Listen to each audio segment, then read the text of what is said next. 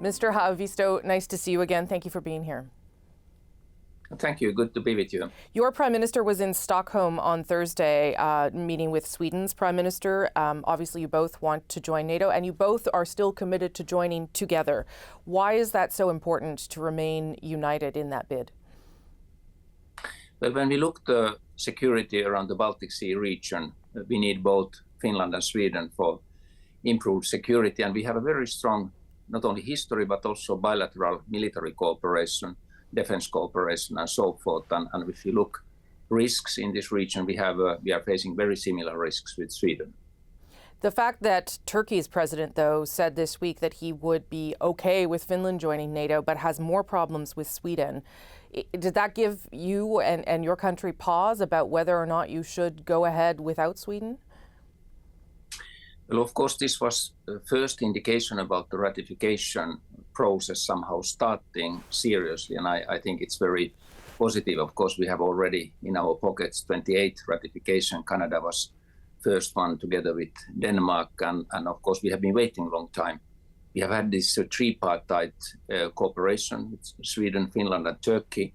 There has been certain conditions, and we feel that we have fulfilled those conditions. We have fulfilled those, and Sweden has fulfilled those. So we are, of course, looking that Turkey could now advance. So what is the issue then, in your mind, with Turkey? Is it solely related, do you think, to the burning of the Quran by a far-right activist in Sweden? Or is there something else going on here that Turkey is looking for from Sweden?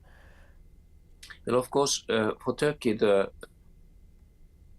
fight against the terrorism, and particularly the PKK issue, has been very, very important. And this is something that they have been underlining with us, with Sweden and so forth. Sweden is changing its legislation for this purpose, and I think the process is ongoing. So the terrorism actually has been the main issue. Of course, issues like burning of the Quran has been very unfortunate at this moment, increasing tensions, but I think we should look this very much from the security point of view. What do we know about this far-right activist who did this in Sweden? Because I understand there could be some ties with Russia. Well, of course, I understand that the person came from Denmark and so forth, and has been doing this performance also earlier. I just think it's very unfortunate. And of course, in this kind of incidents, you can see how easy it's to derail a serious security process with this kind of action. So I guess I'm trying to understand, Minister, how things are going to be unblocked with Turkey. What is your understanding of how to get them to understand that you and Sweden believe that you have committed to everything that they requested? We have maintained also our bilateral contacts with Turkey. Of course, I'm talking to my colleague, Foreign Minister Çavuşoğlu, regularly, and we would like, of course, the tripartite working group to come back to work. It has now been stopped because of these incidents and so forth, and I think that's the way to go ahead. And of course, we are trying to convince to Turkey that it's also their interest that the NATO would be stronger in these circumstances when we have a war, unfortunate Russian aggression and war in Europe. I understand that there is some conversations around the United States. I imagine they're doing things quietly in the background on this, but being more present when it comes to bargaining with Turkey. And one of the ways some U.S. senators are suggesting they could do that is to delay the sales of F-16 fighter jets to Turkey in order to get Turkey to commit to allowing this process to go ahead. What do you think of that idea, Minister?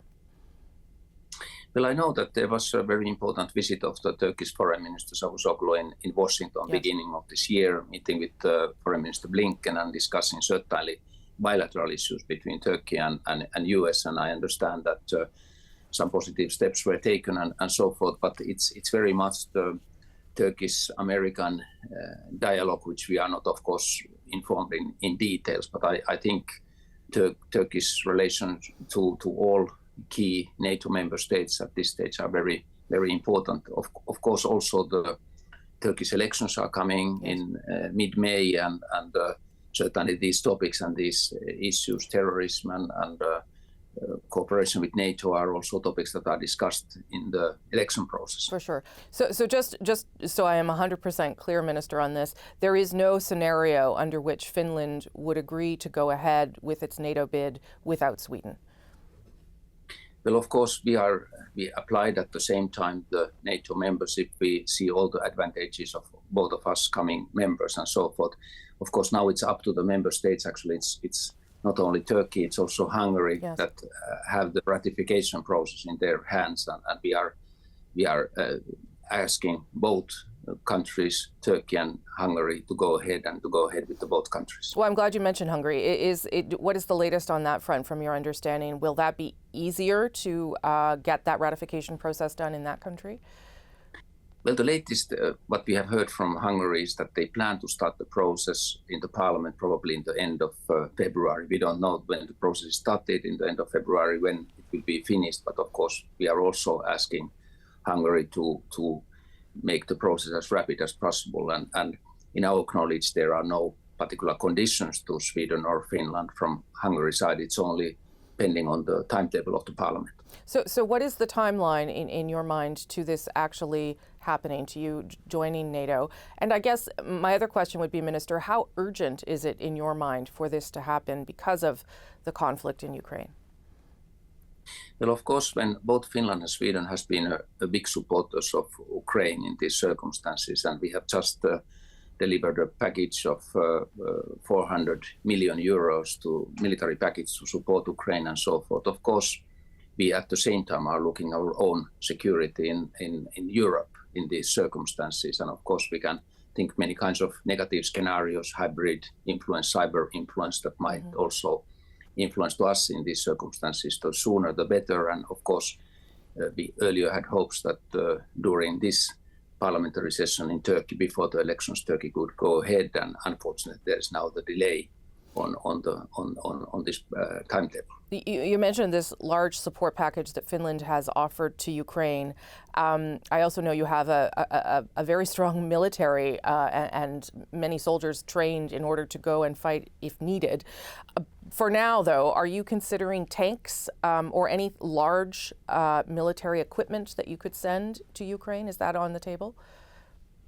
Well, our latest package was our 12th military package already to Ukraine, and the size of the package was huge. It was 400 million euros, including some heavy weaponry. And of course, now we are in discussions both with Poland and Germany, who are making this package of the tanks, and we can look at how we could be part of that ecosystem. It has not been decided yet, but we are looking at that in a positive way. Okay. Minister, always nice of you to make the time for Canada. We'll obviously keep following the story. Appreciate it so much. Thank you. Thank you for your time.